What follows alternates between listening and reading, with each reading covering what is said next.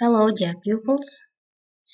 Құрметті оқушылар, біз бүгін 6 сыныпқа арналған 2-ші тоқсандағы ТЖП, яғни 90-дық жиынтық бағалауды талқылайтын боламыз.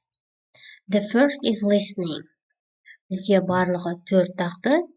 Бірінші оның listening, тыңдалым. Және мұнда үшеуі true, false, дұрыс және дұрыс емес, яғни тыңдап және дұрыс емес жазуларыңыз керек. Екіншінде 4-ке, 5-ке және бір сөз қою керек. Енді біз бұны listening бізде бар, бірақ мен оны сіздердің уақыттарыңызды алмайын деп, бірден жауап берейін деп жатырмын. A horror movie is scary. Біріншінде true болады. Яғни ужастик бұл өте қорқынышты. Harry likes movies about love. Әне логикаға салсақ та, ұл бала ол махаббат туралы, яғни романтиканы жақсы көрмейді. False, яғни киноны. Harry really hates action and adventure movies. Harry, яғни ұл бала атыс шабыс және саяхат туралыны жек көреді. Әрине бұл да дұрыс емес, сондықтан false. Musicals don't sound too exciting. Мына жерге exciting деп жазылады. Тамаша деген. I heard it's pretty exciting because nobody can guess who the killer is. Killer дегенді білетін шығармыз. K-I-L-L-E-R. Мына жерге жазылмайды. Мен қазір соңында тағы жазып көрсетемін. Немесе мұнда мен қазір жазып көрсетейін сіздерге. 4 пен 5, яғни бізде жазбаша болып тұр, иә? Exciting, listening-кі, және killer. Кинодағы, иә, өлтіруші адам killer. Екінші тапсырма reading. Read the text about Alex's hometown. Текст бойынша жұмыс. Circle the 3 things Alex writes about. Алекс деген бала қандай 3 нәрсе туралы айтты. Олар B. Water activities in Newgaway. What attraction to visit. And location of it in England. Мен сонда бізде V, D, F. B, D, F. Шықты. Осы үшеуін таңдайсыздар. Complete the sentences, follow the sentence structure. Alex likes Newgaway because he can go. And while coastering, you should always take a special instructor with you because it involves. Екеуін біз қазір кітаптан қараймыз. Тексттен қараймыз. Яғни he can go және involves дегеннен бітіп тұр, иә? He can go. Міне. He can go kayaking, water skiing or coastering деген жерді жазасыздар. 4-ке. Және involves, одан кейінгі сөйлем, міне, involves rock climbing соңына дейін жазуға болады. Яғни видеоны тоқтатып алып жазып алсаңдар болады. Келесі writing, мына жерге жазылмайтын болғандықтан мен Word-қа сақтап қойдым. Әуел тапсырмасын оқалайық. Choose one of the topics below, follow the tips for writing. Яғни бізде 2 тақырып беріліп тұр. Our countryside, drama and comedy. Бұл біз өткен 3-ші бөлімге байланысты елді мекен, жалпы тұратын жерің туралы сұрақтар. 2-ші драма және комедия. Біз фильмнің жанрларын өткен болатынбыз. Сол туралы. Енді сұрақтарға жауап берейік. Мен бұны сендерге көріну үшін жирный қылып қояйын. Where do you live? Енді сендер қай жерде тұратындарына байланысты. I live in Қызылорда. Мен Қызылорда қаласынамын, сондықтан Қызылорда деп жазамын. Write about its location. Енді ол қай жерде орналасқан. It is located. Бұл яғни орналасқан in the south of Kazakhstan. Яғни бұл оңтүстігінде, иә, Қазақстанның. Солай жазып жатырмын. Do you like this town? Ұнатасың ба? Yes, I do. Қысқаша жауап болса, yes, I like. Why? Неге? Себебі мен туған жерім деп айтайық, because it is my motherland. Туған жерді біз motherland деп айтамыз. Яғни ана және жер деген қосылады. Motherland. Бұны да қарайтып қояйын. What is your favorite place in this town? Осы жердегі сенің ең сүйікті жерің қандай? Жоқ, my favorite place деп бастаған дұрыс шығар, иә? Менің сүйікті жерлерім. My favorite places. Біз бір-ақ жерді сұрап тұр екен. My favorite place is my school. Мектебім деп алайын, иә? Where is it located? Бұл қай жерде орналасқан? It is located. Неге бұлай сұрап жатыр? Себебі сендер оң жақ, сол жақ, алдында, артында дегендерді өттіңдер. Сондықтан біз оны мысалға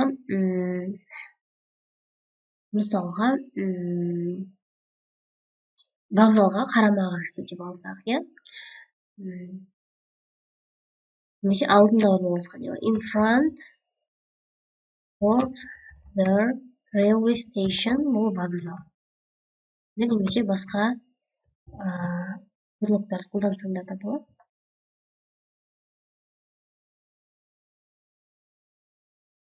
What can you do in your hometown? Write about some winter or summer activities and sports. Ол жақта не істеуге болады? I can walk Drammen, yeah, with my friends, and we can go to the cinema. Достарыммен қыдыра аламын және де кинотеатрға барсақ болады.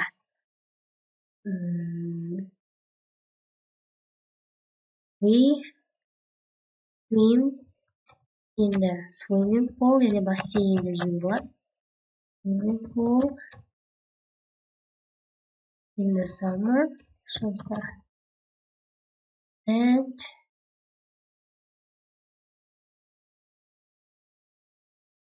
And we can ski, не шаңғы бар бізде, немесе коньки бар деп айтайын. We can skate in winter. Жоқ, менде дәште қате кетті. Бізде in summer деп айтам. In the summer деп айтпаймыз. Сондықтан қысқайды. Яки. Екінші, drama and comedy. Do you like watching films on the weekdays or on Sundays? Why? Бізде енді weekday деген бұл аптаның басқа күндері, Sunday именно сол демалыс күн. Соның қай күндері жақсы көресің? Демалыс күн деп айтайық, иә? I like watching films, яғни біз көбінесе сұрақ қалай қойды, солай жауап беруге тырысамыз. On Sundays. Бізде неге деп сұрап тұр, себебі біз басқа күндері мектептеміз деп айтайық, иә? Because, why десе себебі деп айтамыз. Неге десе because I study, яғни оқимын. On the weekdays, яғни қалған күндері мен оқимын at school.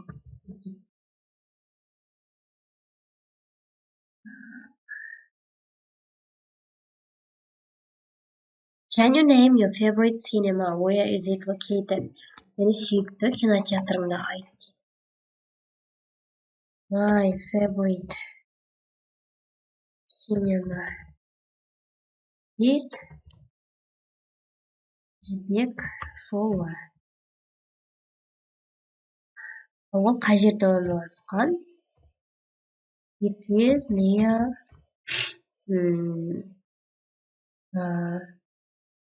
place of students. Яғни студенттер сарайының жанында деп атайық, иә? Сүйікті кинотеатрымыз. How do you usually get to your favorite cinema? Қалай жетесің? I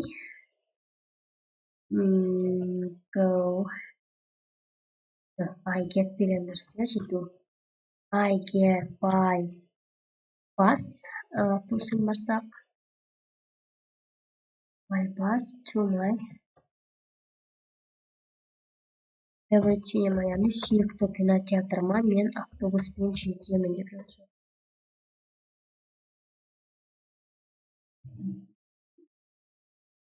What's your favorite movie? Why do you like it? Мені жақсы көретін киномыз туралы айтуымыз керек. My favorite movie is қандай енді кино бар бізде? Вот «Доспехи Бога» на войне. «Холодное сердце» называй. Frozen деп ағылшын болсын. Frozen. Why do you like it? I like it. Там неге because it is beautiful. Оның да киносы да бар. Сондықтан мен фильм алып жатырмын. Енді ол неге жақсы көремін? Because it is interesting. Себебі бұл қызық. Неге бізде дайын болды? Бұл бізде writing. Екі тақырыпты да болдық. Енді бізде speaking бар. Ол сіздерде айтылым. Және жазып, былай айтып бересіздер. Prepare an individual talk on the topic of countryside. Бұл жерде бізде және үшінші бөлім бойынша, иә? Жалпы жеріміз туралы, жаңағыда еліміз туралы. Не жартысы кино туралы болады бұда да. Do you know your hometown village well? Өзіңнің жерін жақсы білесің ба? Yes. I know. Тоқтай жауап берейін. Yes, I know my hometown. Бұл да туған жер деген сияқты. Well. Жақсы білемін.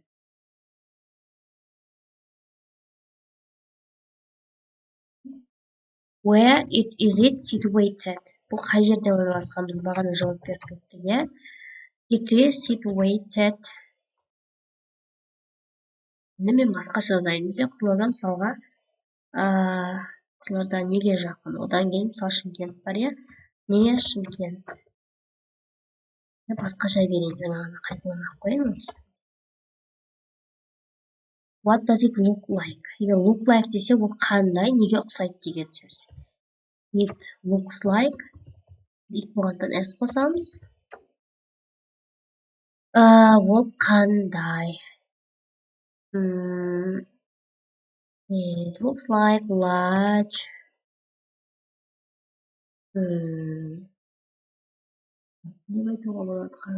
Beautiful. Amazing.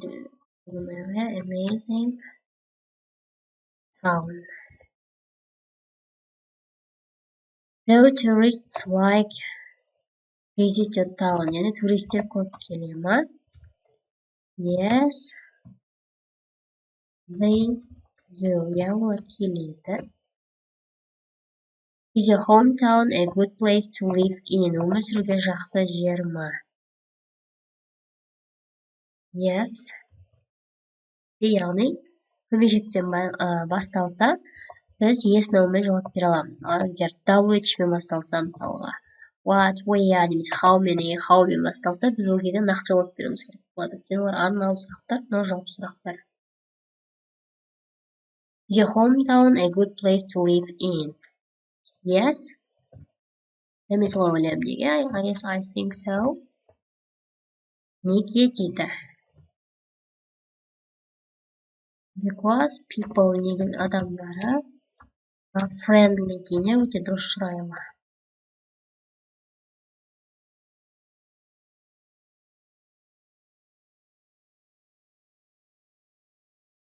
What is your favorite place? Енді қай жерді ұнатасың деп тағы сұрап тұр. Мен it is деген сөйлейін. Ол мен ұнататын жерім.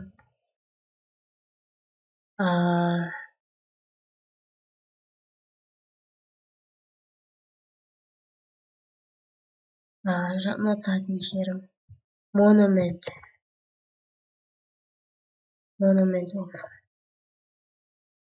қорқыттықтардың ескерткіші деп айтайын. Where is it located? Ол қай жерде орналасқан деген сұрау. It is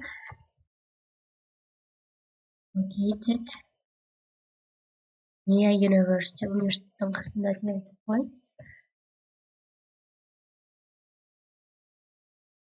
What is special about it? Оның ерекшелігі неде? Енді бізде Қорқыт-Атаның ескерткішінің қасына барғанда одан өлең шығып тұрған сияқты болады, және қобыз тартылып тұрған сияқты болады, иә, дыбыс шығады деп айтайық.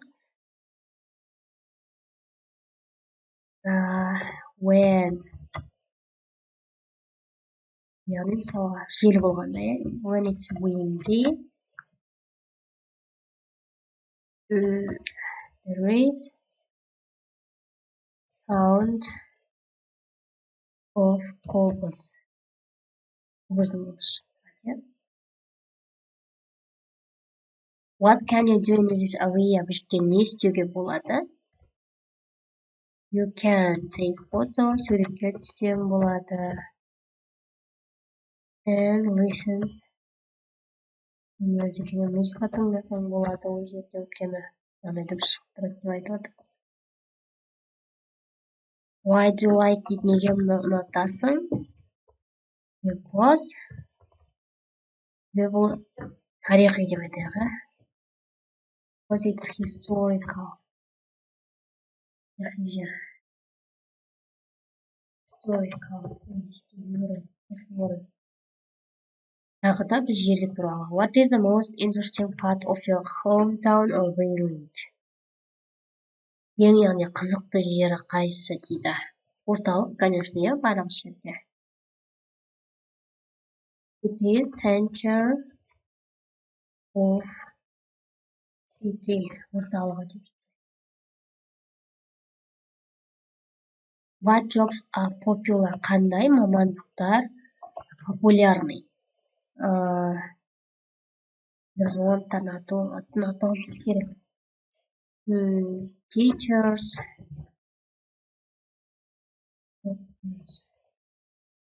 Popular. Бұл жерде сол шығар деп ойлаймын. Мұғалімдер мен дәрігерлер. Is your hometown village changing? Өзгеріп жатыр ма? Я күннен күнге кейде. Yes, it is changing.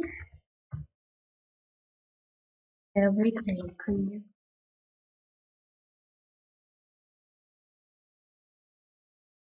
Is it a good place to live? Бұл өмір сүруге жақсы жер ма?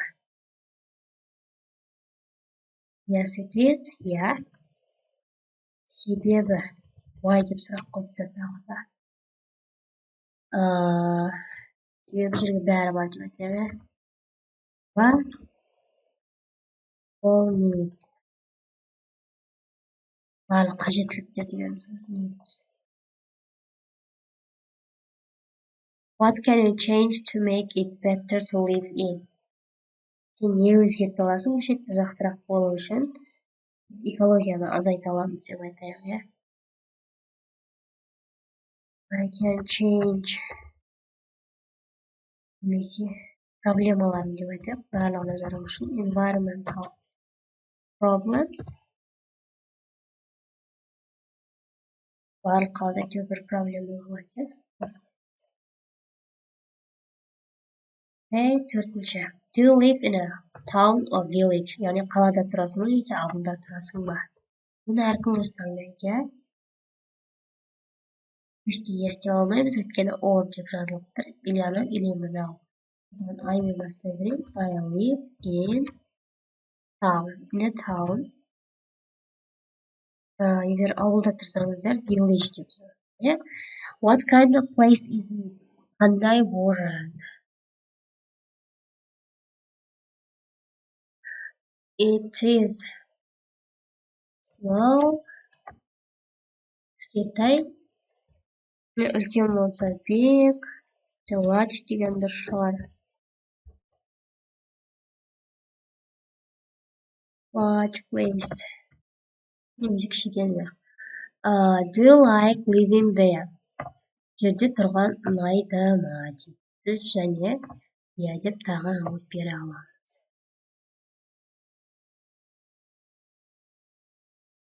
Yes, I do. Домен сұрақ қойса домен қысқа жауап жазылады. What are the main tourist attractions? Қандай туристік аттракциондар бар? Дәуа және зоопарк, water parks, аттракциондар бар дейді, and other attractions және тағы да аттракциондар басқа. Және өздерін қоса бересің атауларымен. What place where Azaya do you like best? Яғни ең жақсы көретін орның.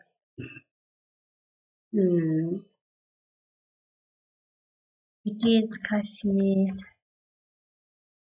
and restaurants. Ресторандар бар, иә. Кафелер.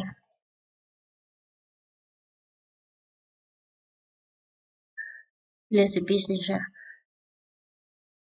Who are the famous actors and musicians in your country? Why do you think so? Атақты актерлер мен музыканттар. Мысалға бізде Илья Ильин бар. Илья Ильин.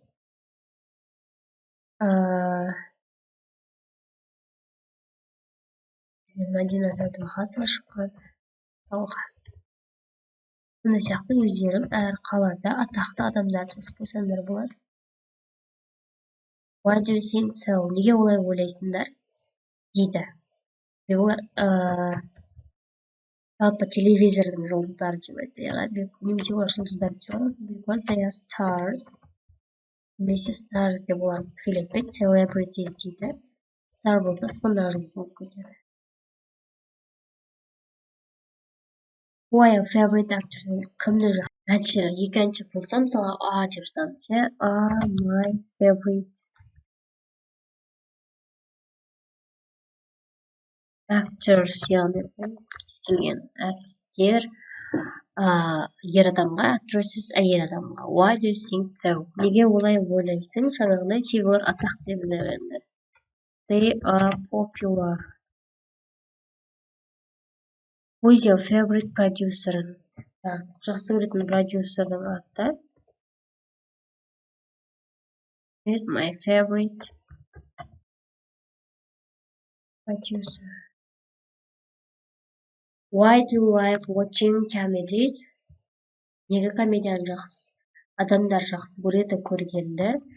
Comedies. Себебі комедиялар күлкілі, funny деген сөздер. Келесі. What is the most popular cartoon among teenagers? Жасөспірімдердің арасындағы ең атақты мультфильм. Мысалға Том и Джерри деп жаза саламын. Мен өздері атын жазсаңдар болады. Tom and Jerry is the most popular.